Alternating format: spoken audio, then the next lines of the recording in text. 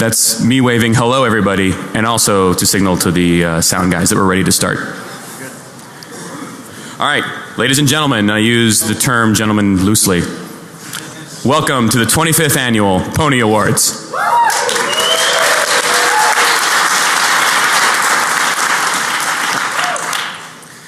This is Alex's laptop. I think I should allow. We don't have the screen. All right, never mind. Okay, so we are really excited about the Pwnie Awards this year. There's been a lot of interesting things happening in information security and the security world over the last year, and we're here to celebrate the successes and, more importantly, the failures in both of those regards. Because we're the information security community, all we do is celebrate people's failures. So our successes are someone else's failures. It's just the nature of the game, and just because we're bad people. Myself especially included. So I'd like to announce a few new things. First, you'll see some new faces up here. I assume everyone here has been to all 25 or all 24 of the other Pwnie Awards, so I don't need to introduce any of us. But my name is Dino Daizovi. I hacked a Mac once. Yeah. No one uses those. And I think that's really all I've done, so I don't really know why I'm here. But I'd like to introduce another new judge, Brandon Edwards, Dr. Raid.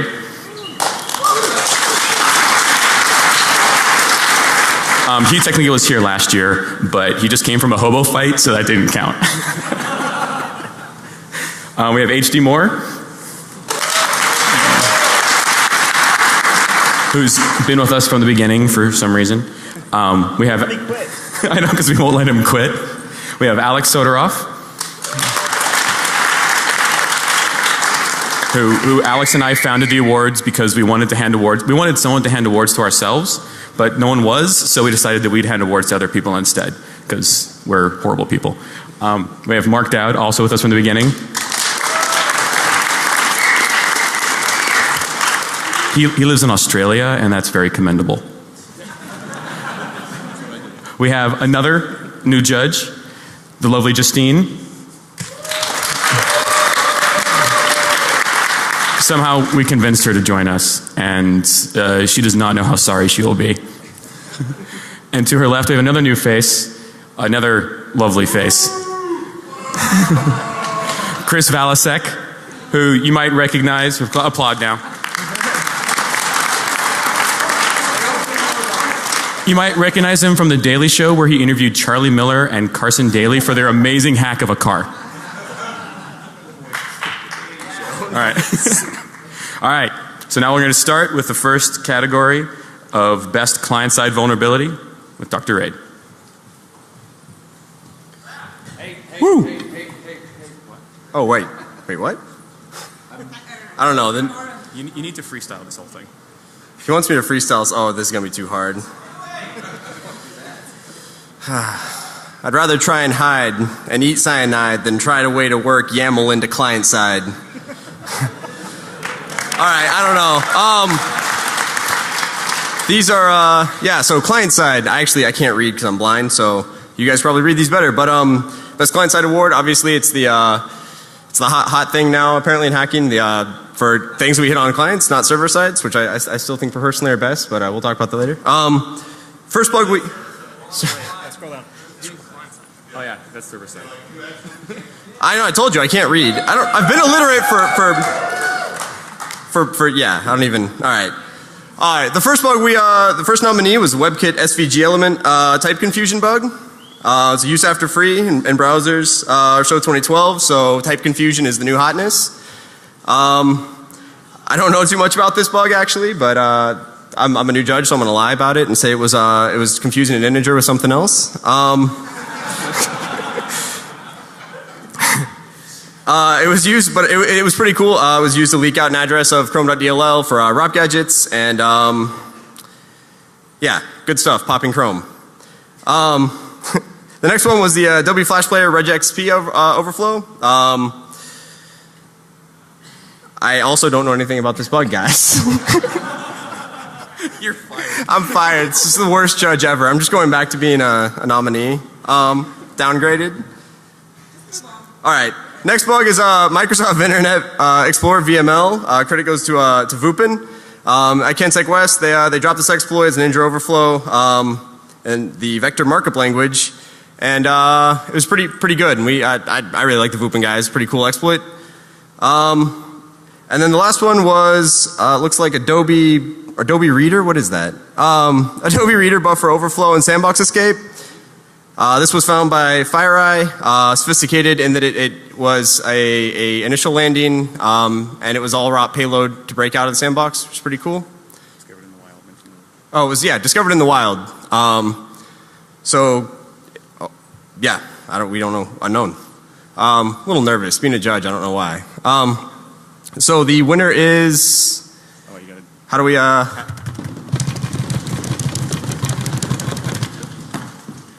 Adobe Reader.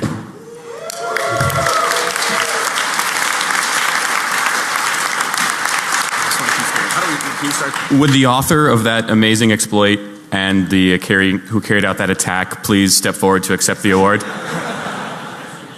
Would someone who would like to take the rap for that come up and accept the award? Really? No one? Come on. All right.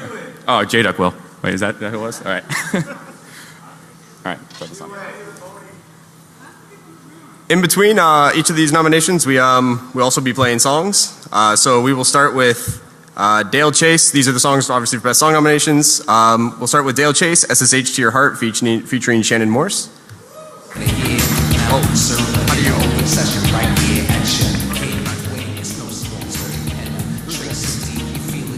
Next is Server Side.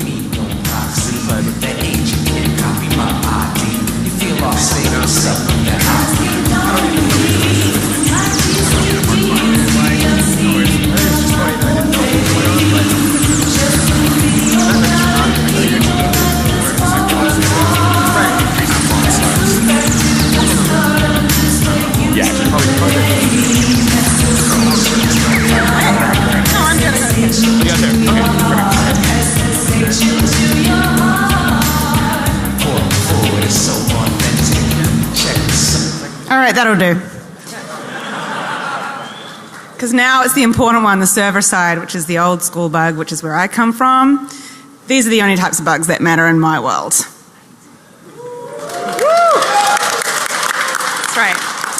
All right, so first up, Ruby on Rails with YAML, with credit to Ben Murphy. Remote SQL and arbitrary Ruby code execution. Oh, I'm sorry. I'm switching the tabs. To which? First one, and then scroll up. And then scroll up. We had it backwards. Seat drivers here. Right, and then scroll up. Because we're not doing it in order. Yeah. There we go. All right. So that's great. Ruby on Rails, bunch of arguably useful websites. Web 2.0. Crypto, which is always the big brains in the room, so much admiration here. Cryptographic flaws in Oracle database authentication. I believe it required a username and a database name, and I'm pretty impressed with that. SAP router, remote heap overflow, always good to own the enterprise software. And that's credit to Gregory Nasenko. Exploitable heap overflows. I come from the Stack Overflow generation, so I'm always impressed by a heap overflow. Asterisk, Stack Overflow, kind of old school. I can relate to that one. Thanks to Brandon here. And also arguably useful software. And I believe the last one, Nginx overflows, also Stack Overflows by my fellow countryman Greg McManus. So kudos for that, Stack Overflow. And the winner is Asterisk. Our friend Brandon here. Congratulations, Brandon. Wait. I really want to thank what? What? By Pwnie Award's bylaws, Chapter 7, Subsection 3, all Pwnie Award judges are eligible for nomination, but are ineligible to win.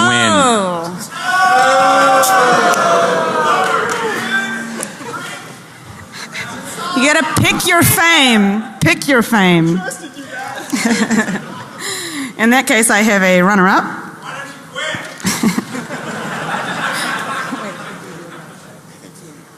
All right, we have, with credit to Ben Murphy, Ruby on Rails and YAML.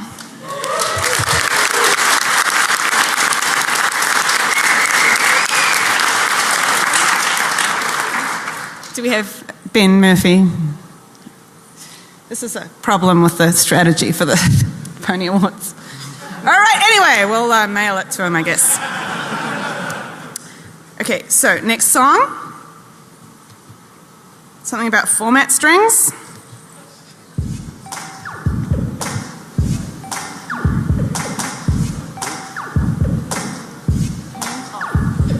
I'm not your average nerd. This ain't your average track.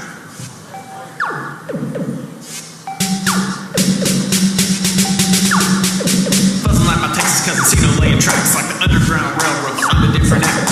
Stack move. You call it to my address. Your code just took inside the crowd. Now take a look at the top of the stack. It's a long way up, but there's a short jump back. I love to spend your patches when I'm at my best. Popping chills on every bump. Okay, that's enough of that one.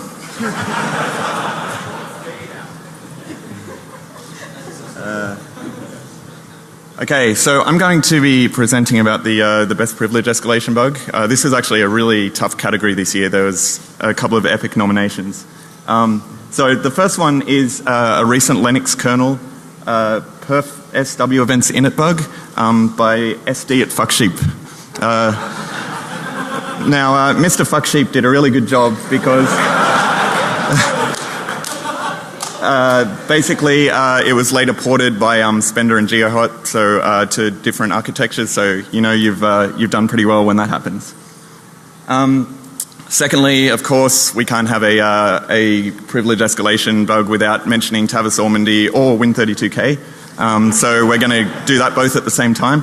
And this is a fairly recent bug that Tavis disclosed as well. It was ePath object uninitialized pointer bug. The cool thing about this was Tavis was basically giving us a running commentary as he built the exploit, getting past the hurdles on public mailing lists, and everyone else is just like, what the hell's going on? So it's pretty sweet. The next, we have the iOS kernel privilege escalation by David Wang, Planet Being and the Evaders. This was part of the jailbreak by Evaders, where they were quite well named because they proceeded to evade the shit out of every protection iOS had. So it was pretty impressive. There was a number of bugs. The kernel bug was a trusted pointer issue, but they also had to get past code signing and all that kind of stuff. So it was a pretty complicated attack. And finally, we have the trust zone exploit by Dan Rosenberg. I like to call him Dandroid. He basically did one of the first public trust zone level exploits in Motorola's phones. So that's all the nominations. Do we have a drum roll? And the winner is iOS, the Evaders.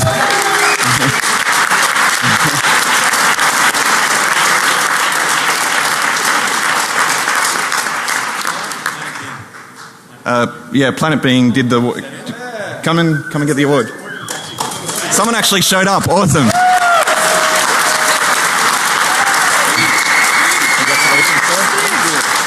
I feel like he should get an additional pony for being the one that showed up, being the only person who showed up. This is.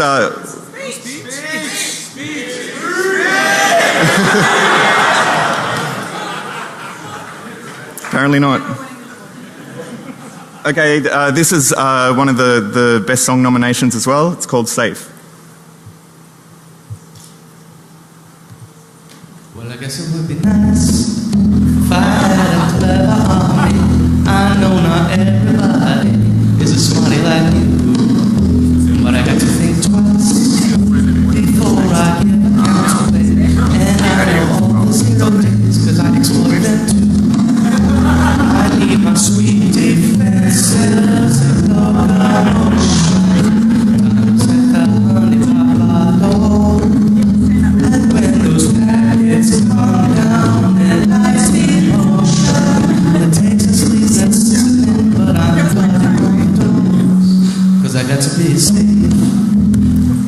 song goes straight to my heart.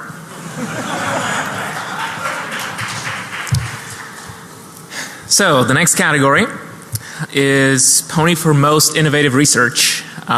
This is one of my favorite categories at the Pwnies. It really highlights all the really good work that we see from the security community. And there have been some really, really good submissions this year. So first we have the crime attack by Juliano Rizzo and Tai Duong. I think this is the third time in a row that they have broken SSL. And but what's even more impressive than breaking SSL is the names that they come up with for their attacks. Crime is a pretty good name. I hear that their next one is going to be even better. The next nomination is for the work by Joru and Ginveld Coldwind. It's called Identifying Exploiting Windows Kernel Race Conditions via Memory Access Patterns. They build a very impressive system for finding time of check, time of use vulnerabilities in the kernel.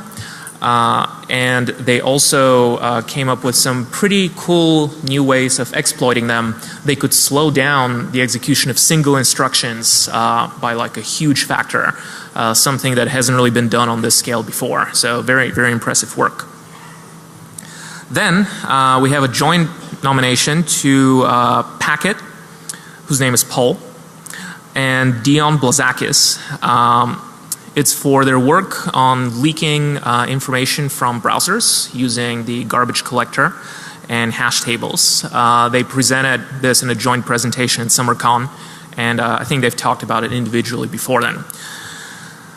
So I think this really highlights kind of where research is going. They're finding some pretty cool new ways of getting information from places where you shouldn't be able to get information from. The next nomination goes to the Page Fault Liberation Army, which is the title of a paper by Julian Bangard and Sergey Bradas. In this paper they described how they managed to turn the MMU of a modern CPU into a Turing-complete machine and were performing arbitrary computation using page faults without actually executing any instructions. Pretty impressive work. I hear next they're going to work on a Turing-complete computation using carrier pigeons. I'm looking forward to that. And then the final nomination goes to an academic paper, which is a rarity in the Pwnie Awards, called Practical Timing Side Channel Attacks Against Kernel-Side ASLR. I highly recommend everybody read the paper. It's actually pretty well written. The authors figured out how to do timing attacks against kernel ASLR, and I think that also notice that 2 of the nominations involve timing attacks to perform info leaks. So that's a pretty hot area for research.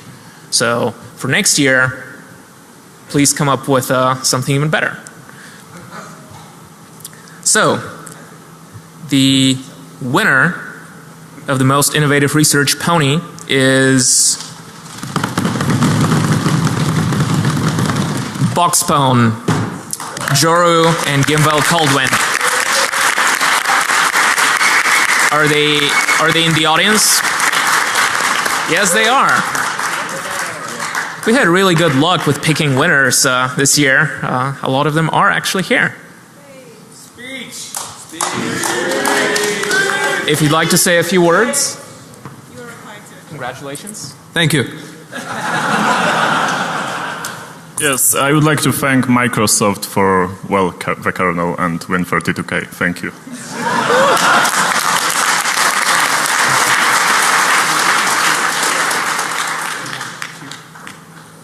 All right. You get 2 Pwnies. Congratulations.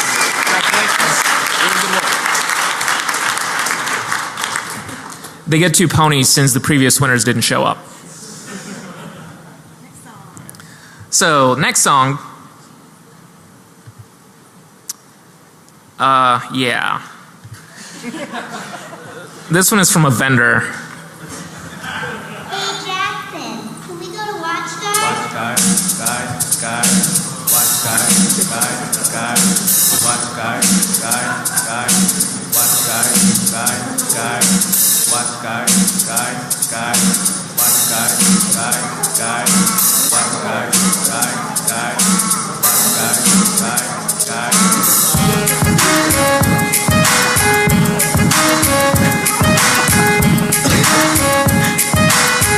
Trying to keep it on. I'm gonna run some spam. Only got one product plugged in the socket. I'm secure, protected by a watchdog. This is freaking awesome. Nah, walking through the conference like, what up? I got a new stock. Got the channel so pumped about the product that we got. Walking and roaming around, people trying to come see. All they say is, Damn, that's a cool ass AP. connected consoles all over like a fiend. APT always like those LEDs flashing green. Editors switch because their products are too flashy. Oh wait. That's one thing called a fantastic. All right, I know that. But snaps, not everyone can be watch guard.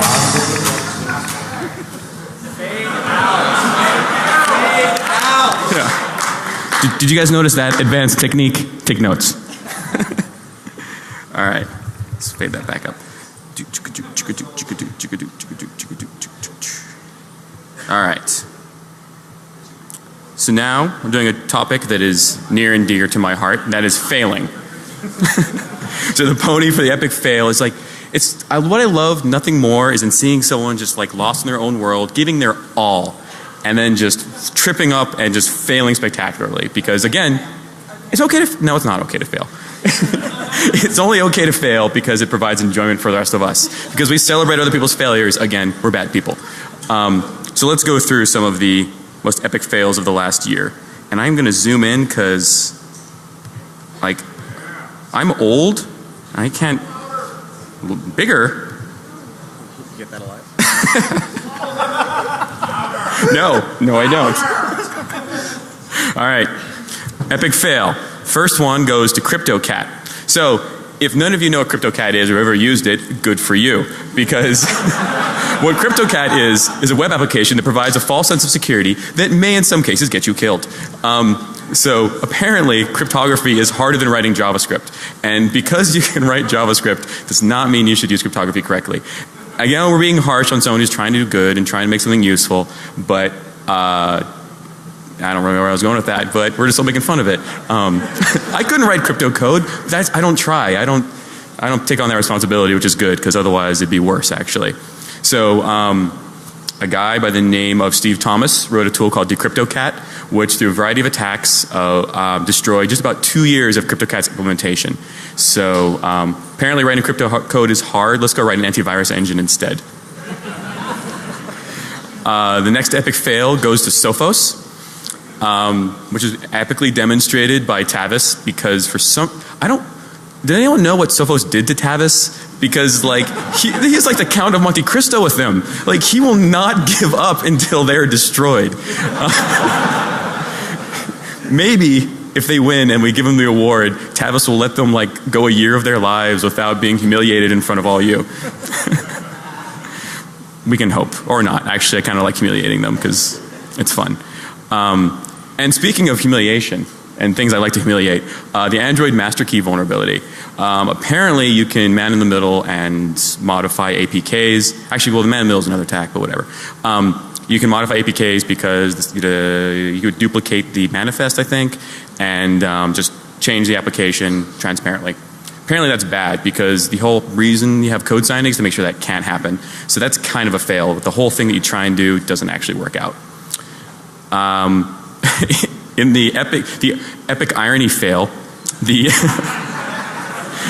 the U.S. Economic Development Administration had a little bit of a malware problem, and so they created a lot of economic development for the PC manufacturers by destroying a bunch of mice and keyboards because it generates economic activity having to buy all new ones for no good reason. And by taking all that taxpayer money and applying it to something absolutely useless, that gives the opportunity to get more taxpayer money and something supply side economics, job creators. Right. All right. and this one goes to Hacking Magazine, which I think many of us are familiar with Hacking Magazine. They email us a lot. And there's an article published in them which I'm just going to read a paragraph and Mark here is going to do a interpretive dance to it. If you encourage him enough. All right.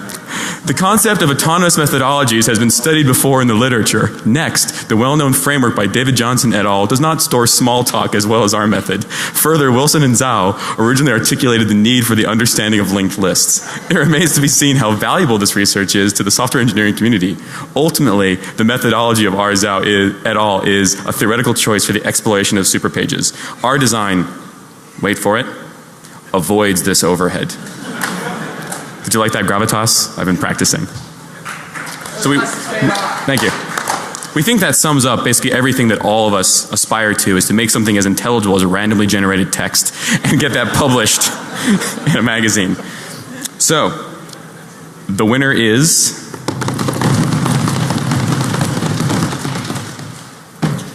Hacking Magazine.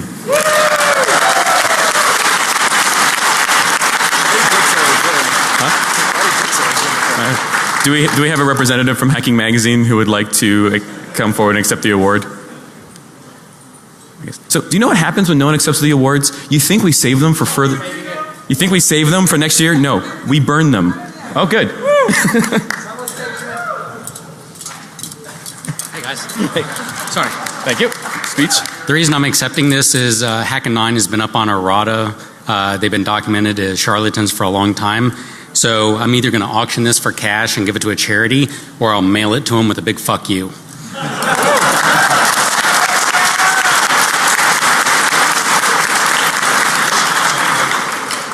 We'd like to thank Jericho for saving one of these ponies from the special showers.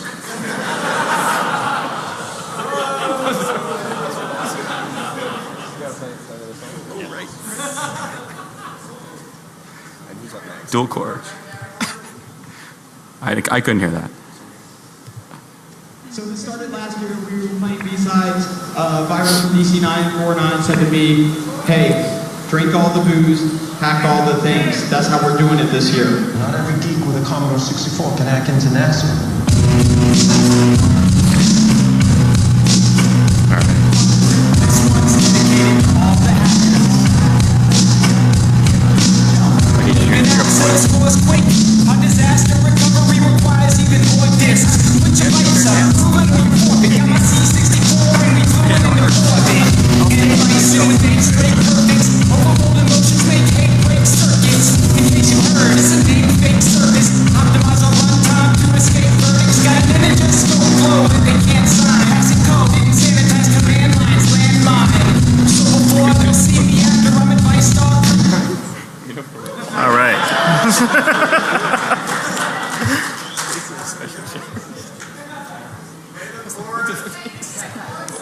All right. Let's see.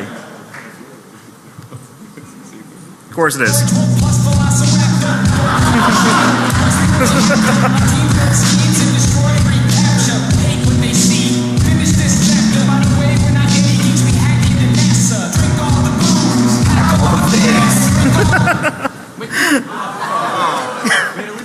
All right, fine.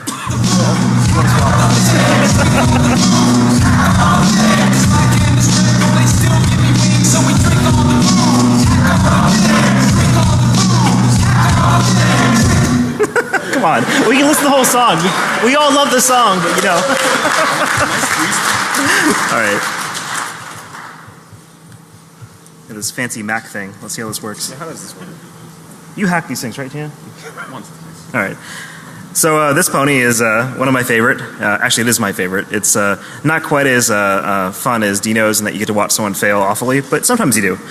So the pony for epic ownage is really to this one we give to whoever causes the most epic ownage, basically, the source of it. So the fail vendor, the fail award goes to whoever failed the hardest. The ownage award goes to whoever caused the fail the hardest. If you want. So the categories this year are: the first one is Internet Census 2012, which is freaking awesome. The background of this: some crazy bastard compromised 1.2 million embedded devices, used them to support. Sorry. No, I got a different scan. I got a different project. No. So this guy basically broke into 1.2 million embedded routers, installed a custom binary on them, used them to port scan the entire internet for a year straight. Not a single threat intelligence firm on the freaking planet noticed. Until he published a 20-page paper on it, gave away 10 terabytes of data via torrent, and documented the whole damn thing. And the funny thing about it is, like, I've actually gone through the process of decompressing it, going through the data, verifying it. It's freaking real. Like, this guy actually did all the work and dumped it all for free, and not a single vendor, a single monitoring agency, a single, anybody noticed until they came out and said, hey guys, I hacked all your stuff. Thanks. Here's some data. Bye. So it was freaking awesome. Yeah, he definitely hacked all the things. I don't know what he drank, but it must have been good. So the second nomination here is for Mudge, or Peter Zacco, if you aren't cool. So Mudge is being nominated for hacking the government. His work in the DARPA Fast Track program, which is sadly finished, covered over 100 different projects across the community. I think just about everyone who's attended BlackHat knows someone who knows somebody who worked on a cyber fast track program. It's just an amazing amount of effort, did a great job with it. I think he definitely touched a lot of things and had an impact that's much harder than most people can do. So for hacking the government and giving away millions of dollars to random hackers do crazy shit, Mudge.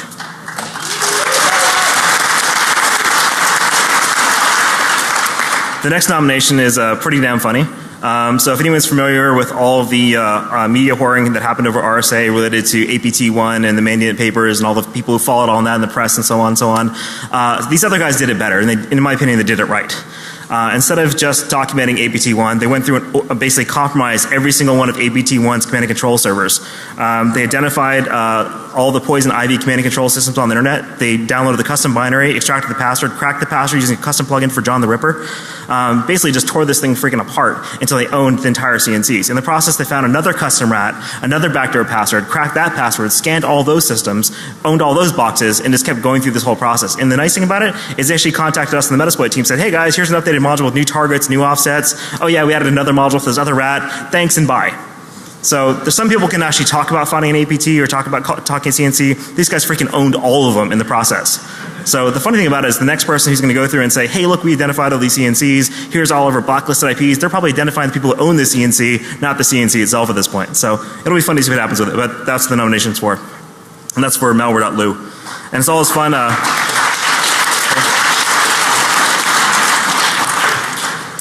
Last nomination by sheer volume from submissions was a joint nomination to Edward Snowden and the NSA. And the nomination is really about how Edward Snowden is able to leak such a massive amount of data by, one, taking a job specifically to gain access to a company and to the agency's files, to then steal them all, to then leak them all. And how well that worked, how no amount of background checks or top secret clearance can prevent an insider from destroying your entire organization and shutting down your country and, having you sick, drones after some 29-year-old in Russia, or at least, talking about it on TV. So it's just an amazing example of how not only did someone compromise the entire, internal document store of this agency and then steal the documents and share them all, but he also made us realize that everything we have is owned. So you may have owned 1.2 million boxes with the Internet Census Project, the NSA's owned everything else. So for that, we'd like to give the award to Snowden. If you're here, please come out. I think we saw you earlier.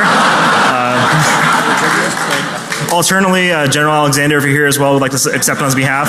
We're willing to give you the award as well. Oh, sorry. I'm sorry, I heard that Snowden's plane got delayed, so maybe a little bit late, and apologize not for doing the drum roll there, but I figured it was obvious at that point. Cool. And, sorry? They hired him. That's fair. Do you have another song, or is that it for songs? No, that was last. Okay. Yep, and with that, we're going to hand it over to Chris, I believe, right? Oh, you're right, here you go. Alright, so I'm a previous song winner myself, so they made me do this. 2-time actually, yeah, twice. And they thought I was most eligible to do that since I can't read and use the MacBook or do anything else judging effectively. So to go over the names again of who we had for the songs. The first song we listened to was SSH to Your Heart by Dale Chase featuring Shannon Morse. Romantic. The second song was Format String by Nyan. Not Yet Another Nerd or something. Not Your Average Nerd. The third song was, let's give a round of applause for that song as well, please. The third song was another beautiful piece called Safe by Michael Shea. Michael Shea, pardon my pronunciation. And then we heard, after that we heard WatchGuard Security Shop by WatchGuard. And the song we heard most recently was All the Things by Dual Core.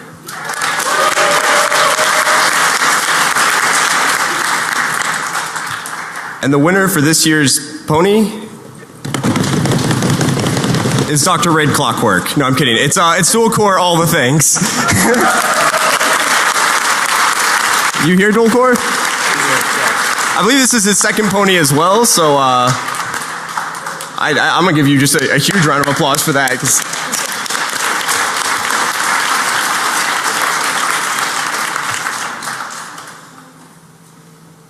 Speech. Freestyle. I'd actually like to forego a freestyle on this and dedicate this Pwnie to a hacker that I know that embraced the hyperbole of the hook, drink all the booze, hack all the things. And so I dedicate this Pwnie to Barnaby Jack.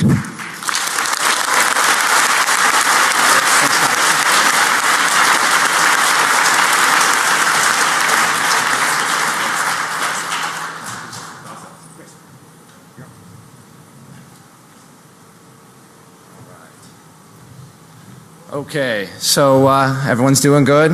Doing all right? Cricket, all right! Thanks to these guys for having me. I'm easily the most unqualified person to be on this panel, so I guess I'm a charity case.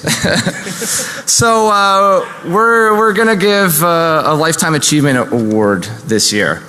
And I think a lot of people in this room remember him as a guy who hacked ATMs or pacemakers. And I think some of the older people in this room will remember him as the dark spirit writing Win32 buffer overflows, right? I think everyone on this panel could definitely call this guy a friend. Me personally, I love the man. He was never didn't put a smile on my face. Always had a blast. Super, just an all-around good guy. When you walked in to the bar, everyone wanted to be around him. You know, girls wanted to be around him. Guys wanted to be him. Like, he was just a charming person and a good dude. And I think we're all going to miss him. I know I do for sure. Being in Vegas definitely isn't the same without my man. So the Pwnie for Lifetime Achievement Award, as you know, goes to Barnaby Jack. And he wouldn't want all you cunts, you know, moping around. So go have a fucking drink and, you know, be happy.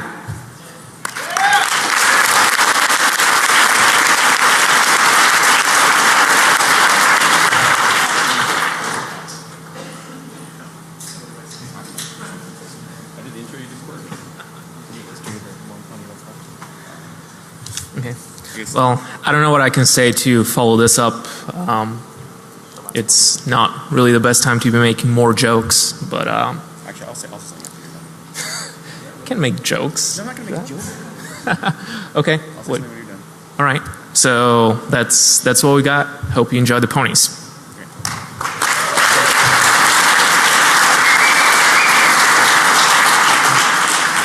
And so one more note about Barnaby. So this is the last of the original edition ponies. You'll notice the new ones are smaller, but they have little crystals on their ass, which is pretty awesome. But this one, huh? No one will ever live up to this last pony. This one goes to Barnaby, and we're actually going to try and get it to his sister. So I'm going to get that thing drunk tonight. Yes. And finally, there is a charity fund for Barnaby's family that has been set up. I've tweeted the link. I'll tweet it again. If you spend more on booze this week than you've donated to that, don't do that. Donate some money, you cheap bastard. Donate some money, you cheap bastard, says Chris. So I will cease guilt tripping you now, and go have fun.